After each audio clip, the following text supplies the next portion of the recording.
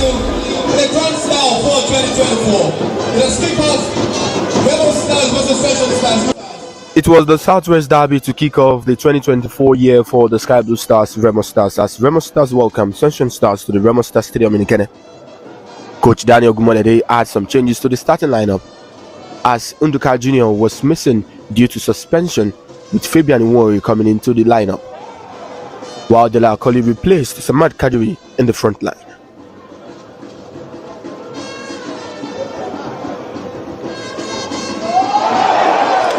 For offside. A quick combinational play from Remo Stars had Ahmed Akinyele laying on to Jide Fatokun, who quickly found Sadiq Ismail, but the right back thrust was heading straight into the hands of the goalkeeper.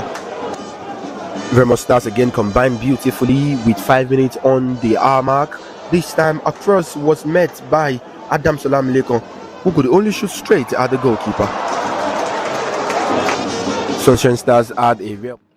It's 360 Sports on Trust TV. I am Emmanuel Fashimi. Welcome to the show, where we'll have a lot to look at on the show this morning. We'll talk about Nigerian sports, and we'll move to Europe and look at some other stories that are making the rounds in the world of sports, and also where we'll look at our own Nigerian athletes, players doing well in their respective clubs in Europe and other sporting events of the world. You just saw the highlight Nigerian Premier Football League Remo Stars game. We're still waiting after this weekend, the other weekend on the 31st of August, precisely the start of the Nigerian Premier Football League, where Enugu Rangers and Academy Warriors will do battle with just one fixture for the Nigerian Premier Football League.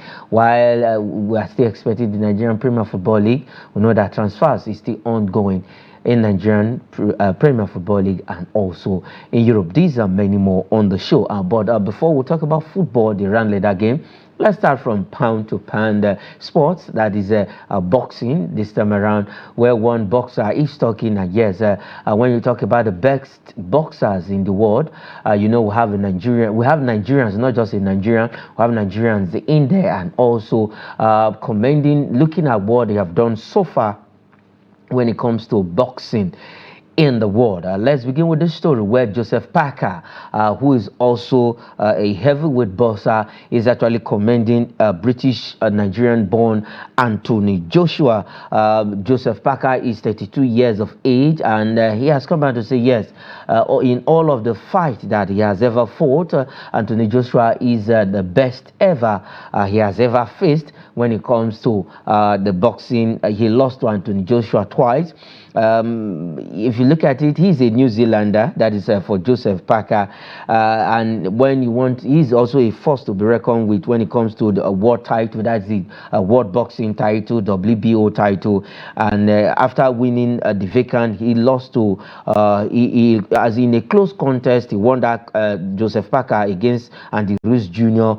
Before his title defense, before losing the unification bout to Anthony Joshua, like I said, twice.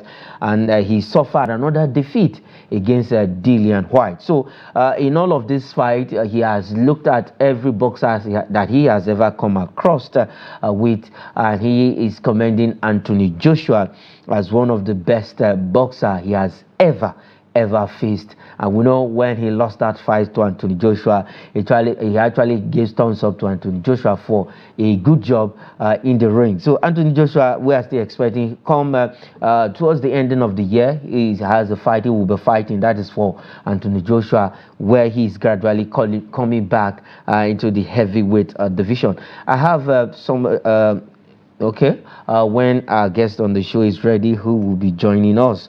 All right, for Anthony Joshua, like I said, he is one of the toughest boxer we have in the world, pound to pound.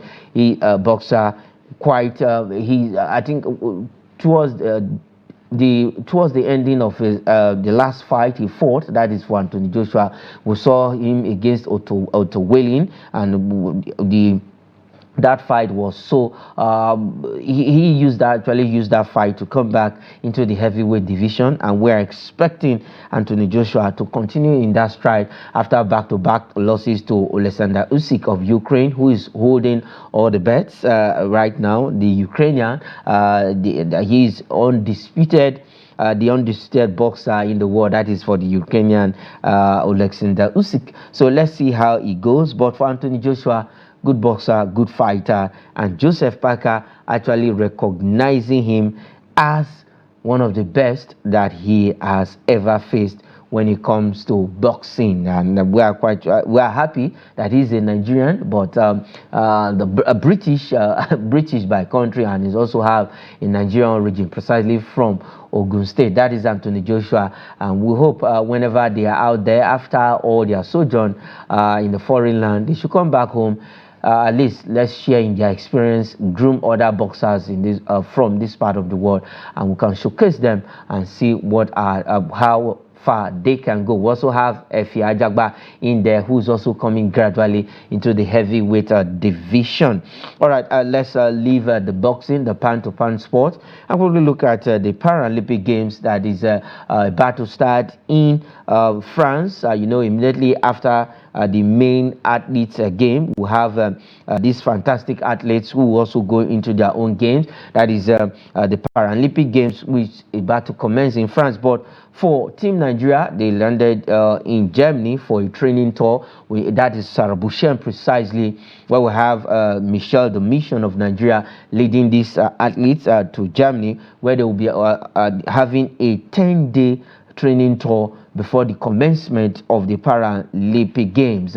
We know that when it comes to Paralympic Games, we can actually look at Nigeria because we are one of the best countries when it comes to Paralympic sports in the world. The last Paralympics, we did so well. All right, I have Nejo Abba joining me on the show this morning. Welcome to 360 Sports on Trust TV.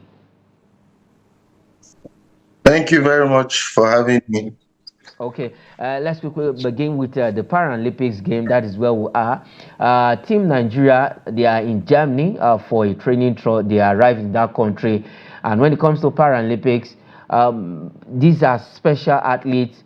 And if we want to look at it, I think they have brought more laurels, more medals, more good medals to this country in all of their events that they've been attending. Yeah, true. Has always been the pride to Nigeria.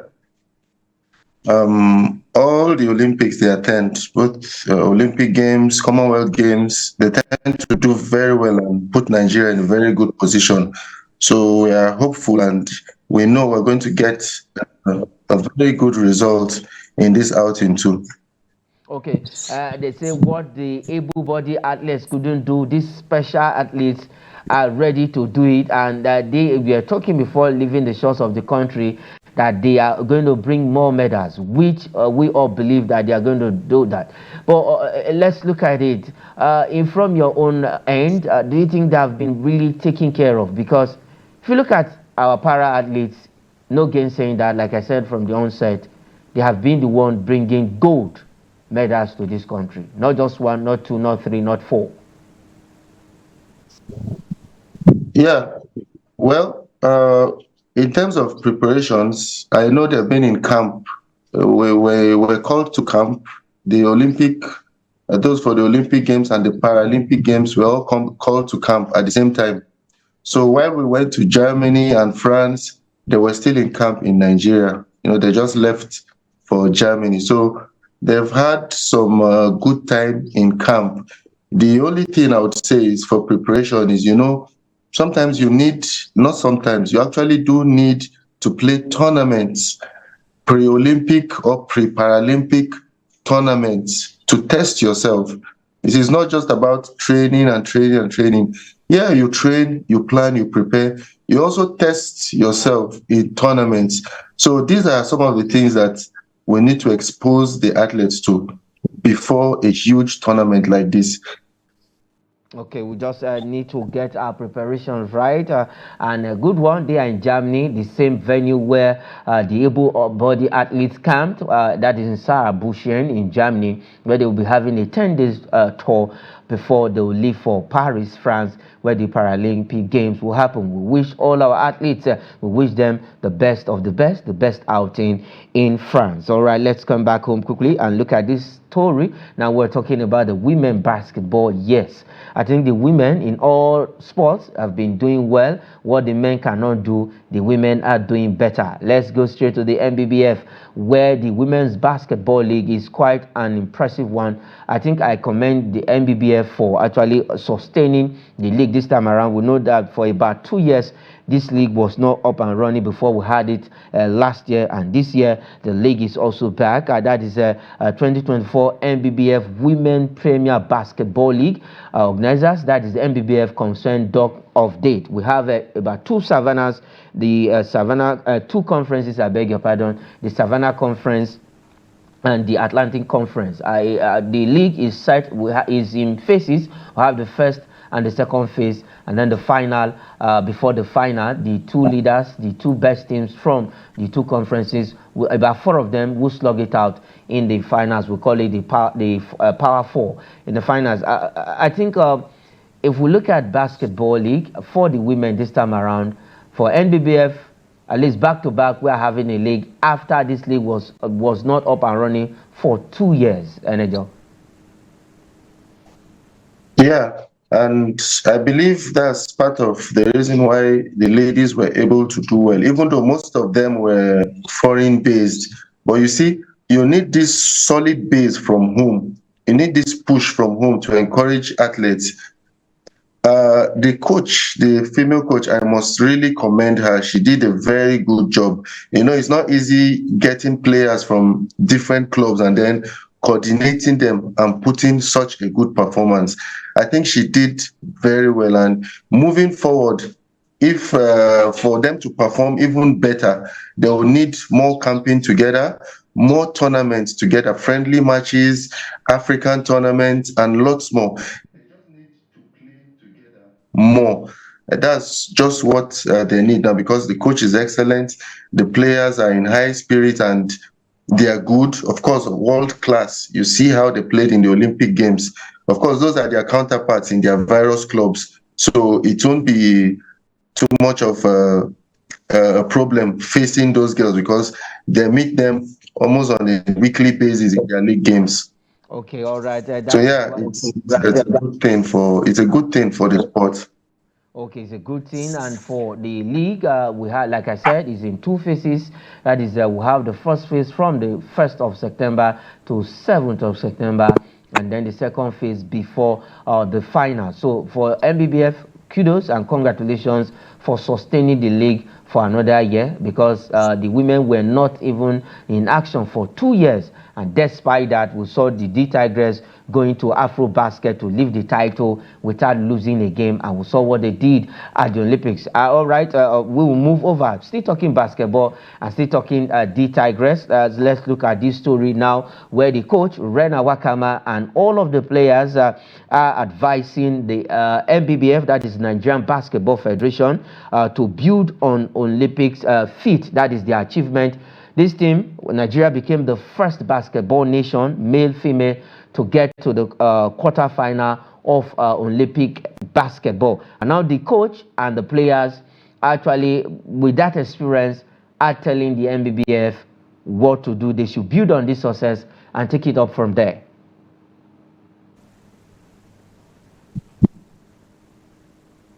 Are you there? Yes. Okay, I should come here. Okay. Just like I was saying previously, you see, what these ladies have done, they've set a very good record. And any other Olympic Games we're going for, at least we'll bear in mind we've achieved a quarterfinals. So we're going in for nothing less than a quarterfinals. Our target next will be to move ahead. Now, these people are asking for the NBBF and Nigeria to make sure we don't perform less than this performance. And how do we put that in place? Keep our leagues, make sure the leagues are continuous, just like they are trying to do now after 2 years. That is very key. You see, once you power this league from home, you get a lot of our local players playing at home, and they could be scouted and get clubs abroad. And that way, once you have a lot of professionals, it's very easy to pick good players for games like the Commonwealth Games, Olympic Games. So once you have a healthy league going on, it does well for the sport, it does well for the country. And the coach must be given full support in assembling these players more often than we had before these games. This their outing is just their determination, their ability to face this tough opponent and do well. Now we need to encourage them. We need to get them more together, organize more camping for them together, and then more tournaments together. Once we can do this, we're building upon what they've achieved. They achieved this with little time together, with the coach and all the team together, and with less tournaments. But if we get more of these training camps for them, more tournaments, then we know we're building on what they've started, and we would expect better results in the future. Okay, we will expect better results, and that is what the girls and the coach, Rena Wakama, she's just 32 years of age. She was former D Tigers player before becoming the coach of the national team, and now they are telling MBBF, yes, what we've done in Paris, let's not just leave it there. Just take it up from there and see how we can get better. And the next Olympics, which is in Los Angeles 2028, these girls can surpass the quarterfinal berth and become the first African country to win an Olympic gold in basketball, just the way the Super Eagles were the first African country to do that in football during the Atlanta 1996. So we are on the part of history, and for MBBF, listen to what the coaches, the girls are saying. They've seen it all.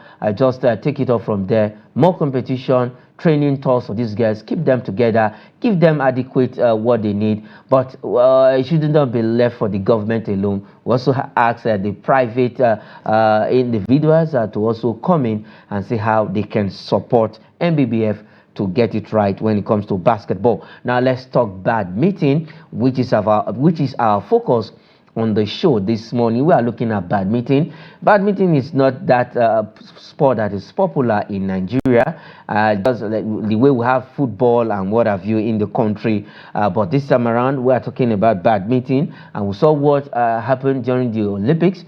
Back to back for the first time, we are qualifying for an Olympic event in badminton in Tokyo 2020 and then Paris 2024. But we are going to look at the development of this particular sport in Nigeria. Enejo, you are a coach, national coach for badminton. So far, so good. How far has been the development of badminton in Nigeria? Yeah, the game has been growing, and spontaneous growth, I must say, because there is no any state in Nigeria right now that you would go and you won't find a badminton court to play in. All the 36, 37 states in Nigeria, we have at least a court to play badminton. So the sport is really growing. A lot of people are embracing the sport, especially the veterans, the older players. Badminton is a sport where it's a fun sport. It's actually addictive, which is a good thing because exercise is good for the health. So because of that fun nature and addictiveness of the game, a lot of people are falling in love with the game day by day, and a lot of people are playing. And this is very good for the sport because where you have more participants, more participation, a lot more people will get to know about it. A lot of the youths, a lot of the teenagers, a lot of the youngsters, young ones would come across this. I came across the game because my mom was actually playing badminton in Jos. And our fellowship, we had a badminton court, and almost most of the parents do go out to play, to exercise. So the kids would definitely once in a while go to these recreation venues with their parents, and they get to see the game. And so for me, it's a very good thing that a lot of the elderly people are coming into badminton because it's easier to allow your kids play a sport you play. And it's not like, let's say, all those combat sports and all that, that the older you get, you wouldn't want to do such rigorous forms of exercise, as an exercise for yourself. You would rather look for something a little more friendly and not too hazardous, if I may use that word. So because of that, badminton is growing day by day in the country. Okay. And coming to, a competition level, this has made a lot of states have young players. Right now, they're preparing for the youth games. And already, most states are already in camp and training for this tournament. So, and every year you keep seeing the participation numbers increasing. That's to tell you a lot more people are getting aware of the game. A lot more people are participating in the game. So it's a good thing for the game. And I would say badminton, it's really improving in Nigeria. Okay. Now, you are a national champion back in 2005. You've won a lot of laurels that's in badminton. If you look at, okay, let's take it back a bit to 2005 to 2024 that we're in now. How far and how well has the Badminton Federation of Nigeria be involved in these sports and seeing how it has they can take it and popularize it within Nigeria? The good thing is we have a world federation, we have the African Federation, and also the Badminton Federation. So there are lots of programs that the world body introduces and sends to the African, the continental body, and likewise the continental body sends to the member associations, that's other countries. Yeah, so some of these programs on their own have helped sustain the game in the country. Like there's a program called the Shuttle Time. This was an initiative from the World Badminton Organization, and that is taking badminton to the grassroots, to the schools, secondary schools. It's a train the trainer kind of program where they send tutors to secondary schools to teach the games masters in those schools. You teach them how to teach learners, new students, someone that is new to badminton. You teach the games master how to handle such people, and by doing that, people would have the basic knowledge of badminton from secondary schools. That is one. And after that, they also give them some equipment, rackets, shuttles, and nets, so that they can continue from where the tutors actually stopped. And then we also have the air badminton. Air badminton is outdoor badminton game. That's also a product of an initiative from the world body, and the continental level, the country, the federation, they've embraced this. And this would help you. Badminton is an indoor game naturally, so you would need a hall to play badminton. So where you don't have a hall, what do you do? Does that mean you don't play? So this air badminton has a special kind of shuttle that can be played outdoor. So that would help those interested but don't have a venue to play. You can actually still play badminton. So once the world body introduces these ideas, the federation embraces it and builds upon it. So the federation have been playing a very key role in introducing these programs to the countries and making sure a majority of the Nigerians participate in these activities. Yeah, I think the only thing I would say is we've not really had so much publicity for people to know what is going on. But things are going on. Things are actually going on. We have a lot of activities going on. Okay. So we just need more publicity for people to know that these things are going on. Okay, more publicity. Now, you made mention of the secondary school. Why are the primary school not involved? Okay, when he joins us back, we will be having Enejo, the national badminton coach. He is also a national champion, and he has won a lot of laurels when it comes to badminton. And you heard him. The Nigerian Badminton Federation (NBF) is actually doing a lot to see how this game can be popularized in the country and how we can have at least a lot of participation, a lot of players in playing badminton. I believe we should also switch attention to some of these sports that are not popular. If you look at like Team USA, China, Japan, France, some of these top countries, they don't just put all their attention in one sport, they spread it out. And the same thing we are saying, let's bring it down to Africa. If you look at Egypt, Morocco, they also do well in some of these individual sports and some little team sports, because you know, in a team sport, when you are going to an Olympic event, a team sport can just give you one medal. But when it comes to individual sports, you can get a lot of medals in individual sports. Sports like gymnastics. In gymnastics alone, you have more than 10 to 13 medals in gymnastics, and also in swimming. Okay, Enejo, I was saying, you made mention of the secondary school. This program is taken to the secondary school. Why not are we not having primary school being involved? Yeah, okay. Actually said primary and secondary schools. So mostly we've just been doing for secondary schools because the primary schools, the games masters are not really, most primary school, you hardly find games masters around. So for now, and that's our focal point, because we tutors or coaches may not be able to go around all secondary schools. Of course, there are lots of schools. So we can't go everywhere and be training everybody. We won't achieve anything. So those on ground, the staff of the school, the games master, they are the key people in achieving this. So we train the games masters, and then in turn, since they're, of course, they're working in the schools, so they're always around, always present. That's their job. They're games masters, so they can transfer this knowledge to the students. Now, I'm very sure if we have more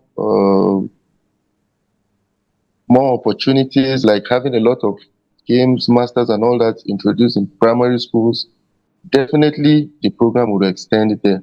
Okay. But it's just it's a new program, so definitely all these reviews would be, all this feedback will be sent back, and provisions will be made to actually go down to the main grassroots, the primary schools.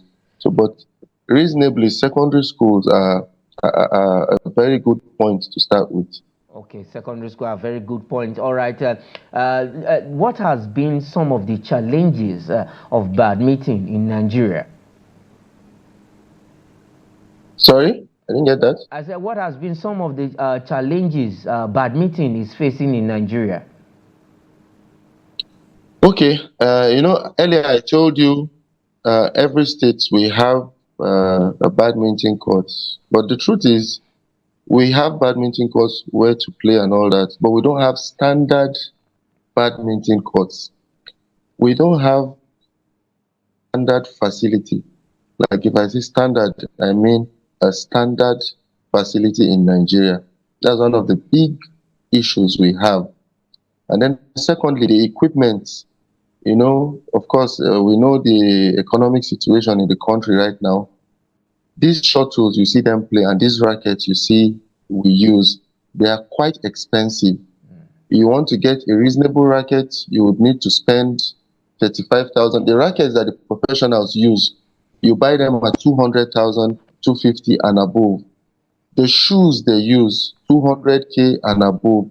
But of course, you can get a lower standard that you could actually use. But look at it now. The shuttles we play, you want to get a kind of shuttle, feather shuttle, in which we use in tournaments, you would spend 60, 70K. And that is not even, it's not as if you're going to use that like for a month, or you could actually exhaust that in a day. So you buy a can of shuttle, 70K, and you use it one day. Can you afford that every day and you train you need to train at least twice a day for 5 days in a week. So if each training sessions you are burning 70K, you can imagine you must have a bank filled with dollars to be able to, keep up with that. So that has been a very big problem for us. What these developed countries actually do is, because of their level of play and involvement in badminton and the point they've taken the game to, they actually get a lot of sponsorships from all these manufacturing companies. So most of their trainings are actually sponsored. So they don't get to bother about this. But we are not yet there. We are getting there. We're not yet there. So for now, it's very expensive to play badminton. Those that play badminton will tell you it's an expensive game. It's very expensive to play badminton. And so that's a major challenge. And then another challenge we have is resource persons, back in the days, like I came up from Plateau State. My coach is still there. My coaches, in fact, they are all there. Coach Baturi Alamba, Coach Enoch, Coach Morris of blessed memory.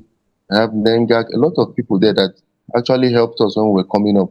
But it's difficult now to get that commitment, because what encouraged all this was the interstate, the states competitions we had, interstate competitions. So all these little in-house competitions, they've stopped all of a sudden because they were not being sustained one way or the other. They're not being sustained. So we don't have a lot of people interested in developing athletes, in developing players.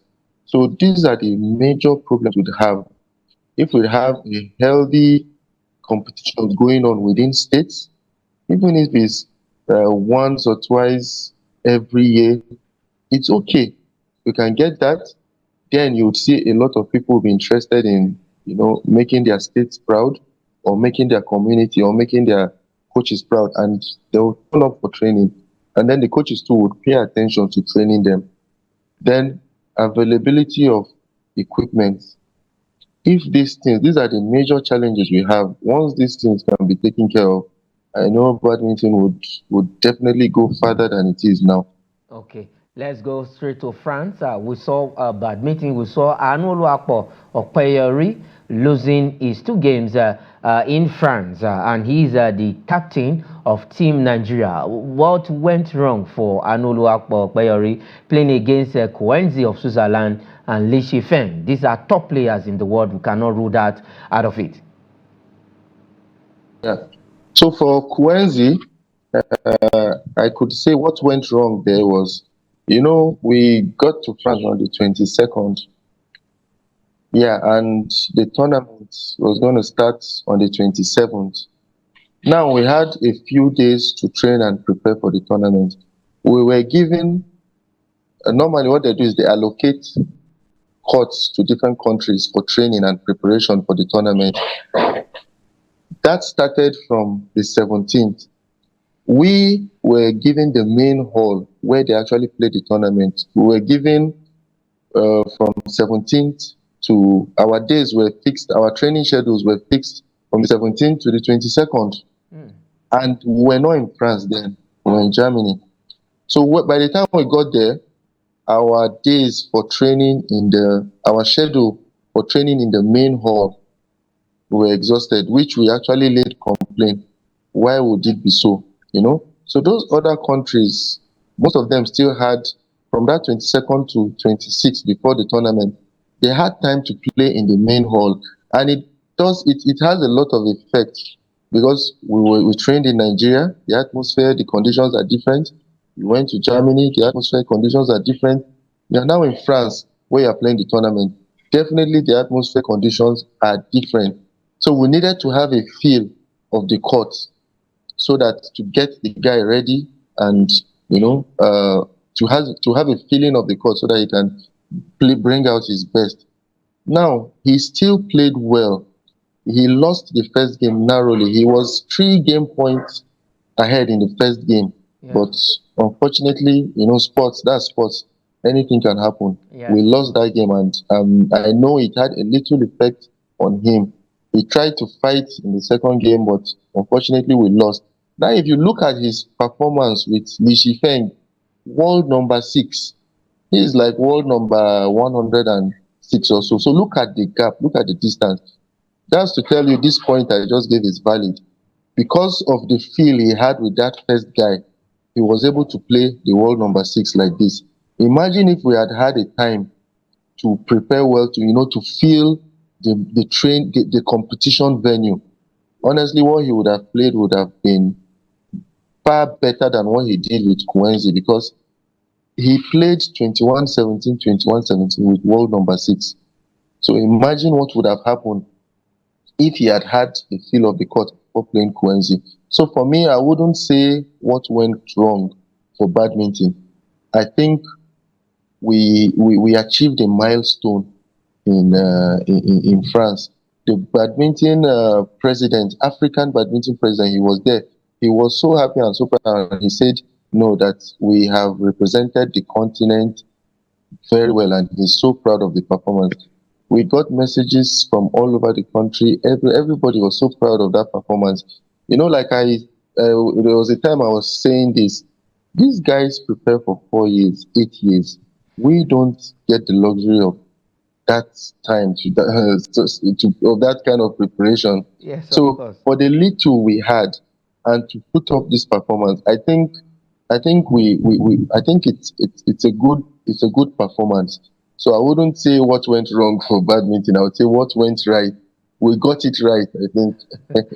Okay, yes, of course, we cannot rule that away. Putting up that performance against Li Shifeng and Kwenzi was actually a commendable one, and you were right there, because I actually watched that game. I watched how you were giving your instructions, what to do, and it was a commendable one, like you said, because if we look at Team Nigeria, yes, this is the 8th time we will go to Olympic Games, and we did not come back with a medal. Let's not look at let's just look at the positives. What are some of the positives for Team Nigeria that we can build on going to Los Angeles 2028? Okay, first off is the training tour. The last time that Nigeria had a training tour was in 2003 All African Games, Koja Games. Yeah. So since then, every other tournament, we don't get that training tour to prepare. So what we can build upon is the good thing that has happened this time around. I must commend the ministry for bringing back this training tour, and for badminton, I think it had a lot of effect, and that's why we were able to perform very well, because we were lucky to have met former silver medalist of the Olympic Games, PV Sindhu, an Indian player. She went there with 10 supporting staff. She had a lot of people with her, but we were just there just to coach and a player, So we were able to get their support. We trained with them, and we had a very, very good preparation. But they were just within that short time that we had with them. So now imagine if you get a training tour for at least a month, 2 months, where you would get a foreign coaching to support the local coaches. It's a two-way thing. Your coaches are learning, and then your players are learning. So that I would say is a very good thing that the ministry was able to do and should be built upon. And then secondly, they gave training grants to local players. Normally they always do that to only foreign players, but this time around, yeah, even though it wasn't up to what the foreign players got, of course, but at least it happened. So these are the things that would encourage athletes. It's not only those abroad that spend money in training. Of course, those in Nigeria, I just told you the cost of equipment in badminton alone, and other sports have their own unique equipment that they need money on those things. So if you keep giving training grants to only foreign players, you won't be sending a very good message to the local players at home. And we know that it's not just the foreign players that do well for the country. Most of the medals equally comes from the local players. So these are the two key points I see the ministry have gotten it well, and I want them to build upon it. Training grants for athletes at home, and then training tours before competition. And then to further add, we need more time. Yes, they did it, but the time was not enough. But at least they did it. So the good point is, at least they did it. But we need more time to, to prepare for this tournament. So those are the things I would say we did well and should build upon. Okay, all right. Time preparation is key, and preparation for Los Angeles starts from now, because countries we saw doing so well at the Paris Games, they started preparation immediately after the Tokyo 2020. They didn't just start preparing 1 month, 2 months, 1 week, 2 weeks to the commencement of a big event like the Olympic Games. All right, let's move ahead and leave badminton. Let's go straight to Abidjan, that is Cote d'Ivoire, where the CAF Women's Champions League qualification, the WAFU zone is ongoing, and we have our darling team, that's the Edo Queens, doing so well in this tournament. They qualified from their group with 9 maximum points and playing against the host team Ita Abidjan yesterday in the semi-final. It was a good game, 2-1 against Ita Abidjan, the host club, and now they have qualified for the finals, where they will be playing a Novi of Benin Republic in the finals, and if they win, they will just represent the region and Nigeria in the CAF Women's Champions League. So congratulations to Moses Aduku girls, Moses Aduku himself, and then the girls, for doing Nigeria proud, for doing Nigeria Women's Football League proud, getting that 2-1 victory against Ita Abidjan of Cote d'Ivoire, the host team. And just quickly, these girls are doing so well, representing the country at the zone, that is WAFU zone qualification. And one thing at the back of their mind is to get that CAF Women's Champions League ticket. Yeah, it's going to be a historic moment for them to do that, and our prayers are with them. They've shown tenacity and courage all through.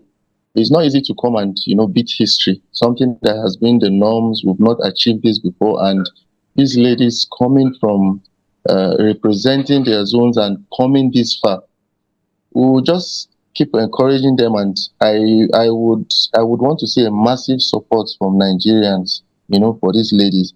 One thing we need is we need to support our own, especially at the point of making history.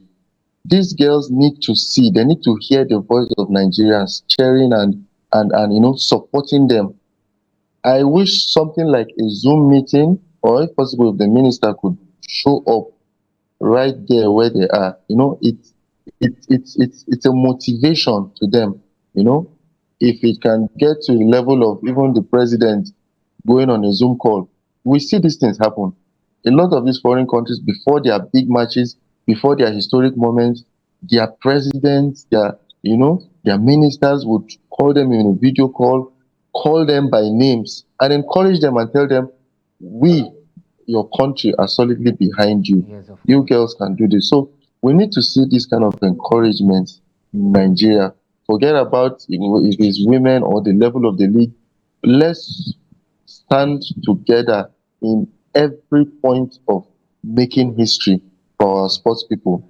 Okay. And if we can do this, I'm telling you, the mind at which these ladies will go out for this game, even their opponents will be wondering what these guys took to come into this game. So okay, we can just give our own encouragement and support them from here, but the country, the government needs to make a statement so that these girls will know that we're actually watching and we're supporting. Okay, we are supporting. All right, that is what the governor of the state, Godwin Obaseki, actually did before this semi-final game. We heard 50 million naira was given to this team as motivation, and actually we saw that yesterday, Ilivi getting the first goal for Edo Queens in that particular game. All right, let's go straight to Europe. Yesterday it was award in the English Premier League, that is the PFA awards for 2023-2024 season, and Phil Foden of Manchester City was the winner of this year's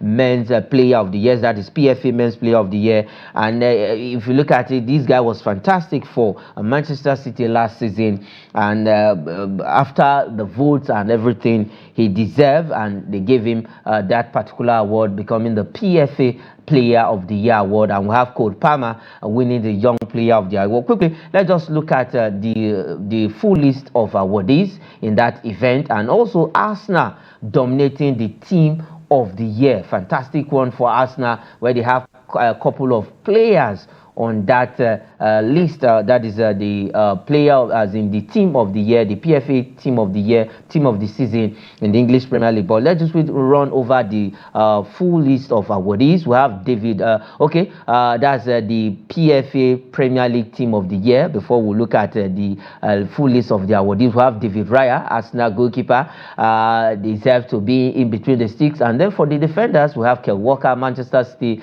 William Saliba, Arsenal, Gabriel Magalhaes of Arsenal also in there. We have Virgil van Dijk, Liverpool. These are the defenders. And then for the midfielders, we have Rodri. Yes, if Rodri is not in that team, then we have to question it. Rodri of Manchester City. We have Declan Rice, Arsenal. We have Martin Odegaard, Arsenal. And then for the forwards, we have Phil Foden, Man City. We have Erling Haaland, Manchester City. And then only Watkins, the only Aston Villa players.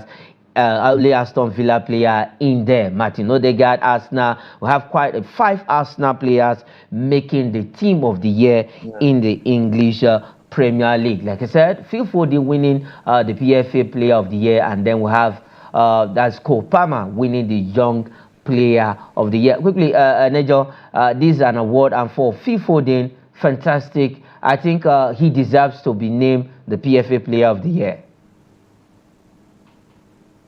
Yeah, even though honestly I didn't really I didn't watch more of the season last time, but of course you hear people talk about these players, and that name keeps cropping up. That's to tell you he's a solid player, and I'm so happy he has gotten the award, and it's a big encouragement for him. His career he still has a bright future ahead. Okay. Arsenal has done very well for themselves. Look at the list now. You have 5 Arsenal players, like you said. So there is no doubt they are the team of. they've gotten the award as the team of the year. So it's encouraging. Arsenal have been doing their best back to back. This war with Man City, but I think it's an encouragement for them. Even though just getting close to the Premier League victory and missing out, this should be a big encouragement. And I like their coach; he's not giving up. Okay. They will keep pushing. All right. Let's quickly look at some transfer on this show before we go, because we're out of time. My director is just telling me we're out of time. Let's take this one first, and it concerns the Nigerian. Good one. We want to see Super Eagles player playing in top teams in Europe. Ademola Lookman, after that fantastic showing for Atlanta in the Europa League, becoming the first African to score a hat-trick in a European Cup competition final, now reaches salary agreement with PSG. Now PSG have at least moved away from Osimhen, and they are seeing if they can actually capture Ademola Lookman from Atlanta, which Gasparini, their coach, is also saying yes, he's not sure of Ademola Lookman remaining in Atlanta Bergamo this season. All right, let's look at this one. Chelsea eyes Manchester United forward, that is Jadon Sancho. Chelsea surprising one this time around, coming into the race to sign Jadon Sancho, who is likely to leave Old Trafford this season. And the last one, Liverpool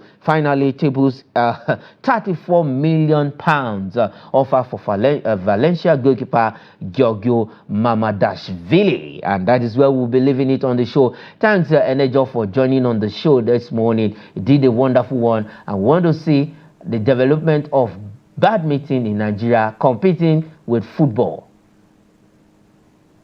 Definitely we will. Thank you so much for having me. My pleasure. All right, that is it on the program. I am Emmanuel Fashimi. Say thanks for watching.